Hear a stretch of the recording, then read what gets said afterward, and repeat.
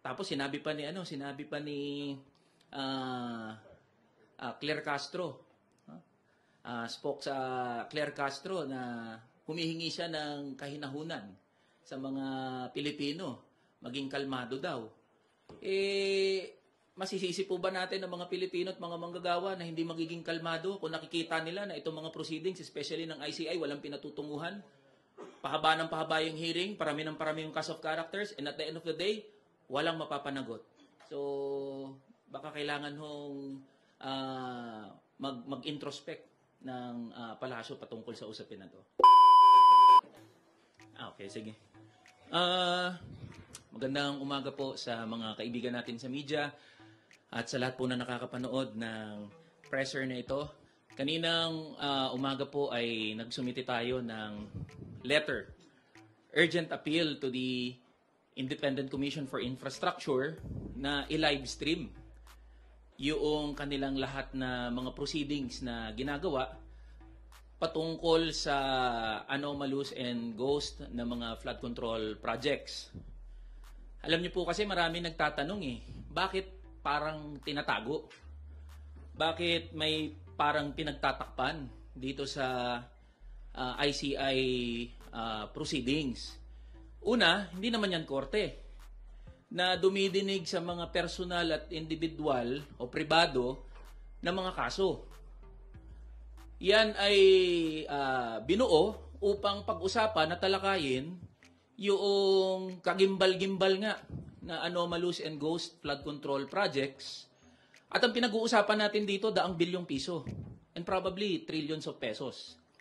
With that magnitude of public resources involved, usapin niya ng public interest. Malinaw na nakasulat sa ating saligang batas, public office is a public trust. At itong daang bilyong piso ay hindi biro. Pera natin yan, pera ng mga manggagawa, pera ng mga ordinaryong Pilipino yan, at nararapat lang na malaman ng bawat isa kung ano yung pinag-uusapan doon sa ICI hearings. Kahit ako nga, hindi ko alam kung ano yung nangyayari doon Paano pa kaya yung mga ordinaryo ng mga manggagawa at mga Pilipino? At gusto rin natin malaman, halimbawa, binanggit ng ICI, wala pa daw sila na nakikita na posibleng link o koneksyon ng mga politiko o ng mga public officials dito sa anomalous and ghost flood control project. Paano sila nag-come up sa ganong statement? Biruin nyo yung mga kontratista na, mga Diskaya, mga taga-DPWH na ang nagsabi na meron sila ng mga kasabwat na mga politiko. May they be congressmen or senators. And then here comes ICI saying, wala pa kaming na-establish. Di pa namin nakikita na may posibleng link itong mga politiko. Imposible po yun. Sa laki at sa magnitude ng pinag-uusapan natin dito na iskandalo, imposibleng kinaya lang ng mga Diskaya yun. Imposibleng kinaya lang ni Alcantara yun o ni Bryce Hernandez yun. Imposibleng wala silang kasabwat. Meron silang kasabwat and that is what we would like to find out. Sino ba yung mga kasabwat nila? Pero nangyayari, we are left sa We are left blindsided. Di natin alam anong pinag-uusapan doon. Second, walang mai-connect ang ICI na possible na public official. Zaldico, say for example, he was the approacher sa last Congress. Siya ang arkitekto noong pambansang budget na pinagmulan nitong mga iskandalo na pinag-uusapan natin ngayon. Hindi may connect ng ICI yun. And take note, under oath yung sinasabi ng mga kontratista at ng lahat ng sangkot dito sa anomalous and ghost flood control project. Second, sunod dyan, halimbawa, usapin na the possibility of former Speaker Martin Romualdez as state witness. Paano nag-come up doon? Diba? Ano ba pinag-uusapan? Ano yung mga tinatanong doon sa ICI hearings? We would like to find out. Ngayon, kung mananatili ang ICI na sarado sa publiko, hindi natin masisisi ang mga Pilipino na pagdudahan at mawalan ng interes, mawalan ng tiwala sa proceedings ng Independent Commission for Infrastructure. Mali ata yung pagkaintindi ng ICI sa salitang independent. When you say independent, dapat impartial. Hindi independent na kayo-kayo lang yung nag-uusap dyan sa ICI. Dapat lahat tayo involved dyan. And that is what we would like to, we are appealing to the ICI na i-live stream nyo ho ang mga proceedings, mga hearings. Gusto naming malaman anong pinag-uusapan nyo dyan. Gustong malaman ng mga manggagawa at ordinaryong Pilipino kung papaano yung takbo ng ICI hearings. So yan yung rason kung bakit tayo pumunta kanina sa ICI. Pangalawa, nag-file tayo ngayon ng authorizing the Secretary General of the House of Representatives para doon maka-access ang publiko, interested parties, groups or individuals doon sa Statement of Assets, Liabilities, and Net Worth.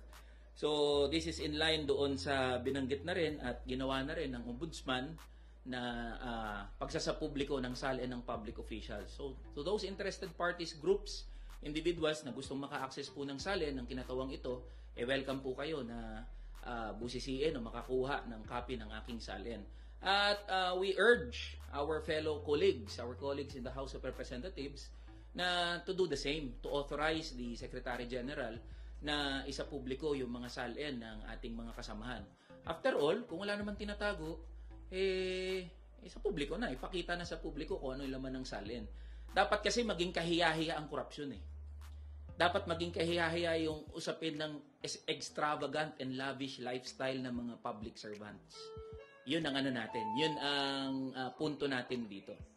So, we urge our colleagues na to do the same, to follow. May mga nauna na ng mga House members na isinapubliko ang kanilang SALN. And so, ayun. I am open for questions sa ating mga kaibigan sa media. Ako na lang po muna. Yes po. Kung dun muna sa ICI po. So, kahapon po nag-withdraw na nga daw po ng cooperation yung mga Diskaya from cooperating with the inquiry. Doesn't this hammer home the point na toothless or useless yung ICI? Kasi for one, di na nga public yung hearings. At pangalawa, kayang mag-walk away ng mga Diskaya from cooperation just like that. Yes, tama. Walang pangil, walang kapangyarihan yung ICI. Nagiging isang malaking PR na lang yan. At hindi natin masisisi yung mga tao kung tinitignan yan na parang nag-whitewash na lang. O parang may pinoproteksyonan na kaalyado ng administrasyon. Uulitin ko, sa laki nga, sa magnitude ng public resources involved. Ba't wala pa napapakulong hanggang ngayon? At very consistent naman kami doon sa sinasabi namin, along with other minority members, na kung gusto talaga ng administrasyon na may mapanagot, even without the ICI, the President can mobilize the entire instrumentalities of the government. Ombudsman, NBI, lahat pakilusin niya. Ang dami nang po pwedeng tuntungan eh. Meron ng mga pronouncement under oath, yung mga kontratista, meron na ring mga publicly available documents, so we can establish a case. Ang problema hanggang ngayon, ayan pa rin. Pahaba ng pahaba yung mga hearing, mas nalilito ang mga tao, ano na ang nangyayari. So, tapos sinabi pa ni Claire Castro. Spoke sa Claire Castro na humihingi siya ng kahinahunan sa mga Pilipino. Maging kalmado daw. Masisisi po ba natin ang mga Pilipino at mga manggagawa na hindi magiging kalmado kung nakikita nila na itong mga proceedings, especially ng ICI, walang pinatutunguhan? Pahaba ng pahaba yung hearing, parami ng parami yung cast of characters, and at the end of the day, walang mapapanagot.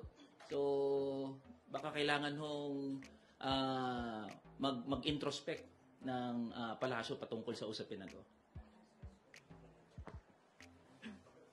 Sir, meron pong statement din yung kasamahan nyo sa minority na si Congressman Edgar Erice.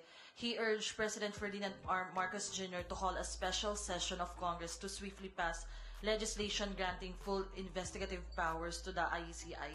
Kayo po ba, do you share the same sentiment? Yes, we support that. Kabilang din po ako sa naghain ng House Bill na nagbibigay ng kapangyarihan sa komisyon, contempt and subpoena powers. So we support the statement of Senior Deputy Minority Leader Edgar Erice.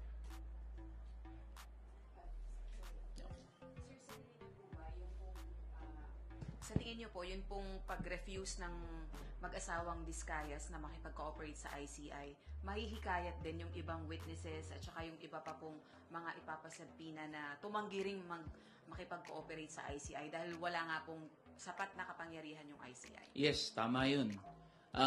Nagsisend yan ng mensahe doon sa mga sangkot dito sa anomalous and ghost flood control projects na kahit ipatawag sila ng ICI, pwede naman silang tumanggi.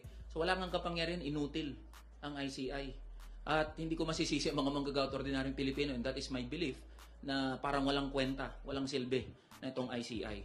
Hanggat walang nakukulong, hanggat walang napapanagot, even contempt powers, ano na lang yan, lokohan na lang yan. Yan nangyayari dyan sa ICI. Again, that is our challenge to ICI. I-live stream nyo kung wala kayong tinatago. I-live stream nyo yan. Hindi sapat na sasabihin yung nakatape. Hindi sapat na every hearing, lalabas na lang yung executive director at magre-report anong inabot ng ICI proceedings.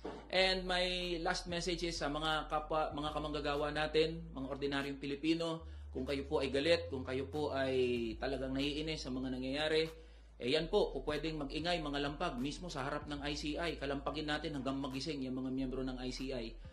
Huwag po natin hayaan na makalimutan na lang itong issue na to. We encourage and we support lahat ng pagkilos ng mga manggagawa at ordinaryong Pilipino, kahit anong grupo, kahit anong kulay. This representation is encouraging mass protests patungkol dito sa korupsyon at issue ng anomalous and ghost flood control project. With that, maraming salamat po sa mga kaibigan natin sa media.